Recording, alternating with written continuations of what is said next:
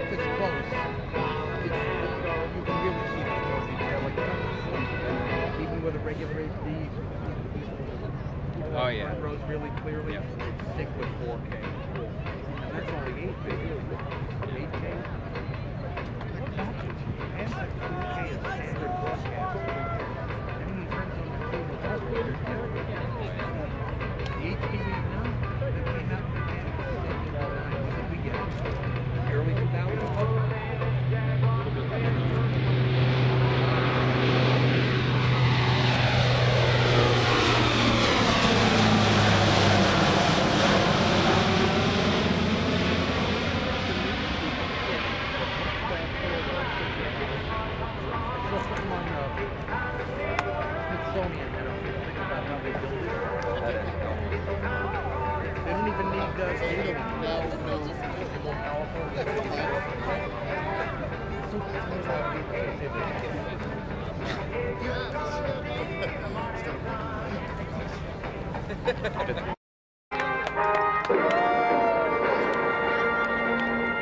Good morning, ladies and gentlemen. My name is Matt Jolly from WarbirdRadio.com in the nation's capital.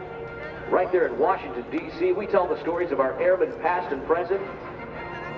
And we carry on that tradition right here at air shows, just like the Rhode Island Air Show. The National Guard open house here at Rhode Island, celebrating well over 2 decades. With me on the stand this morning is a man that knows all about service. I'm talking about Lieutenant Colonel Bill Walsh from the SOCOM Para Commandos. Good morning, sir. Good morning, Matt Jolly. Good morning, everybody. Good morning, Rhode Island. It is so fantastic to be back here with you. Look, high above, one of the United States Special Operations Command Para Commandos is racing toward Earth now at 120 miles an hour. Look at that, opening the black and gold iconic canopy of United States Special Operations Command, being circled by the one and only incredible Sean D. Tucker in the red Oracle Pit Special. We are United States Special Operations Command, proud to be back here in Rhode Island. And as Matt says, I'm Lieutenant Colonel Bill Walsh from the great city of Pawtucket, Rhode Island. Assisted on the ground right here by our drop zone safety officer, keeping things safe. From Warwick, Rhode Island, it's Staff Sergeant Corey McKenzie of the U.S. Marine Corps. Way up above, under that black and gold iconic canopy, is a 1,500 square foot flag. Sergeant First Class Corey Christensen, a U.S. Army Green Beret from Denison, Iowa, has deployed the flag. That flag, by the way, is about the size of a hanger. It is giant. It has a 30-pound weight on the front. Ladies and gentlemen, let's salute our nation. Please rise, remove your hats, as we pay tribute to the great country we live in with our national anthem.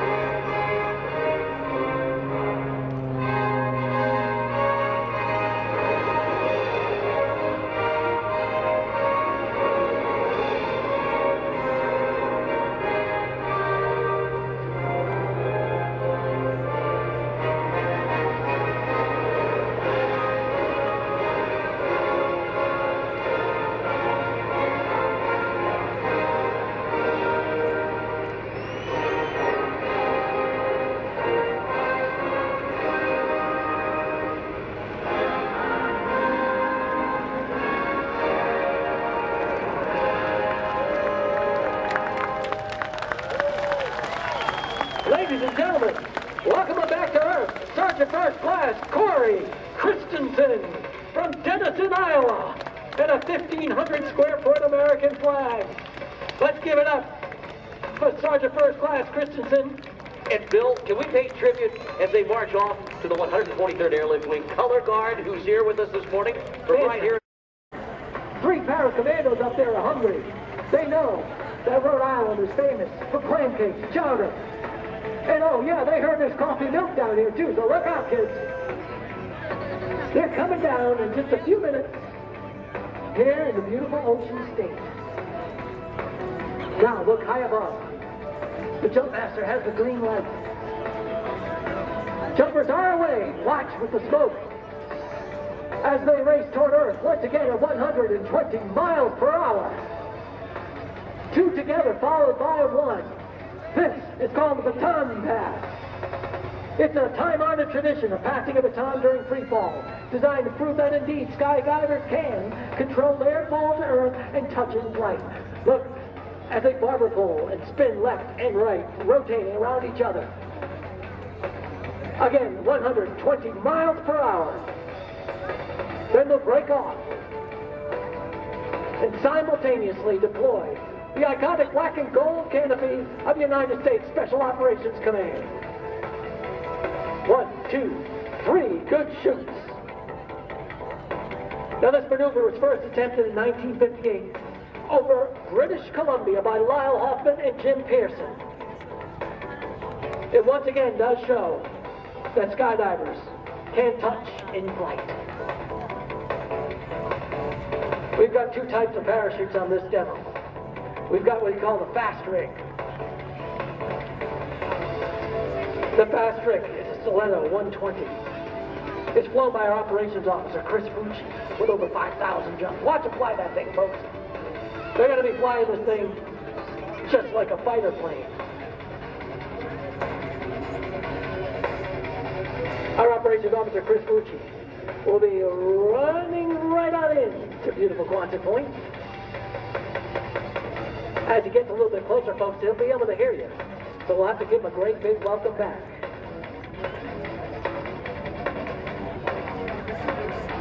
It takes hundreds and hundreds of hours to train to be a Para Commando and to work with the United States Special Operations Command. Watch as Chris Fucci flies a very fast pattern. He's flying his downwind, turn the base and final here in a moment. He can hear you, folks. Let's welcome him back down to Earth. Can you give him a great big Quonset Point wave? Look at that. He wants some clam cakes and chowder. He says, there it is. Here he comes from the great city of Davie, Florida. It's Chris Fucci. And our number 2 jumper is flying the Rhode Island state flag. Look at that little flag flying out there behind him as he makes his approach. He is a United States Marine Gunnery Sergeant from the great city of Trenton, New Jersey. Folks, let's give it up for him and welcome him back. Here comes the one and only Jeff Duncan.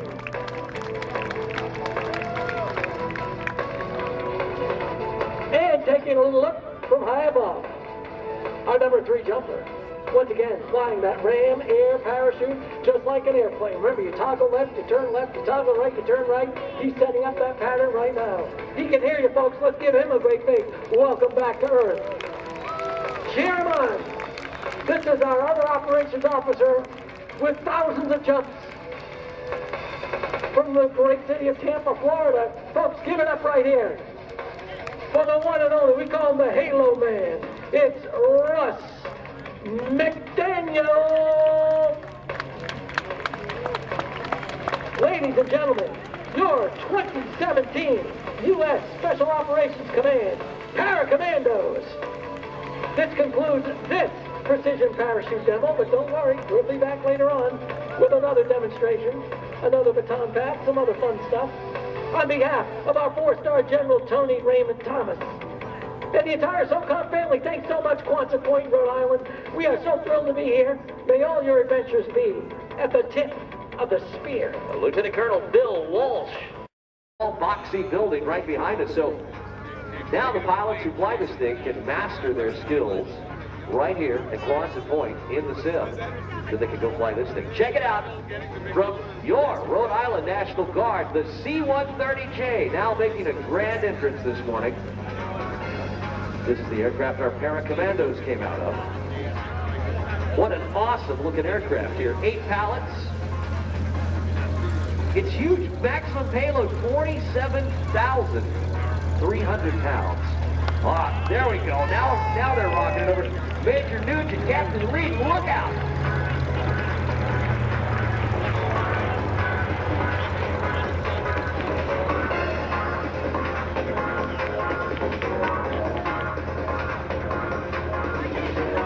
You know, the Rhode Island guys, Dano, you know this. Where is Dan McLaren?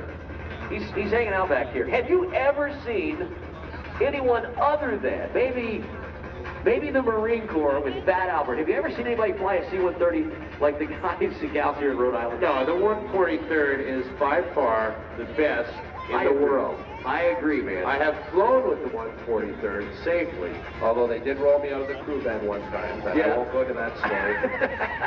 never fall asleep on an attack, attack landing. On a full attack, like assault landing. Good. Tell us something about this. Well, so this thing weighs, like I said, she's a big lady, not very big, but she knows her number. 164,000 pounds is the maximum takeoff weight of that airplane. Let that sink in.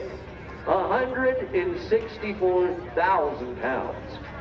Huge payload on board, well into the 40s. The zero fuel weight, if you took everything out of this airplane, it's still going to weigh 129,000 pounds. She's a big girl, but knows how to stop in a hurry and can really dance well. Watch this C-130J now on short final. The gear are down. She's ready to land. Look at that, all the lights on. The belle of the ball here in Rhode Island.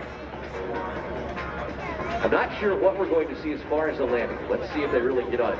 Later today, during the combined arms demonstration, you're going to see how fast this thing can stop. But right now, watch her. Up, tiptoeing off the eggshells.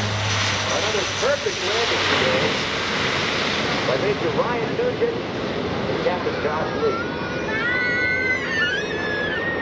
General Fleury, he can't hear. General Fleury, come up here. Come, please, come up here. Come up here. We haven't heard from you all weekend.